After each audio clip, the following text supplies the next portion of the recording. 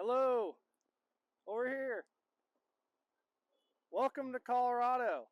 We're in Parker, Colorado. We just celebrated a white Christmas with family, and now we're going to take advantage of being on the Front Range and meet up with our friends at Sherpa. They're located just north of Denver, and guess what? They have a 5th gen 4Runner lined up for us today. What we're going to do is we're going to test out some new 4Runner prototype mounts that we've been working on. These are RTT mounts that enable low profile access. A lot of times these SUVs have those roof racks that are just slammed. Now, we really like slammed roof racks because it's really low profile, helps with the fuel mileage, helps with the vehicle handling, but the trade-off is access. Biggest thing is you can't get your hands in there and operate the standard quick release mounts. So we've had a lot of requests saying, hey, I can't get my hands in there. Your mounts are great, but they're just not really a good application for my 4Runner. So guess what? We're specifically meeting up with Sherpa to team up with them to understand what's the best mount that we can come up with for a 5th gen 4Runner. So check it out. We're going to go to Sherpa right now and test out these new mounts. I'll be narrating today's video because there was a grinder running while we were there at the shop testing these. So what I'm saying is this is our first iteration testing out these prototype mounts. We had never installed them before, and we are doing the initial setup.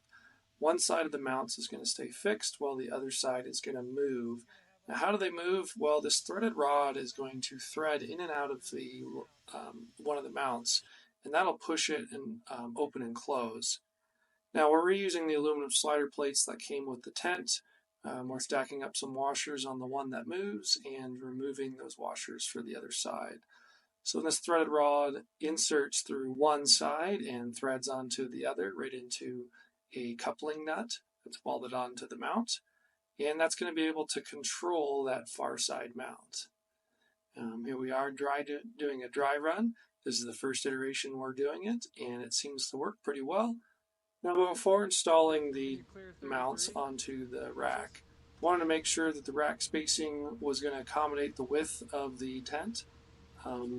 For this iteration, we only did a 4-foot threaded rod, which we actually learned was a little bit short in the spacing for the opening mounts. Here we are getting them adjusted, doing some finger pointing, trying to understand what is centered. With the mounts installed, we actually did 2 iterations. You can see on the far side we have some that are at a 90 degree, and the ones that are here close are more slanted. We're testing out 2 different variations of the mounts to see which ones are going to work better. We actually found that the ones that had the 90 degree cut were working better.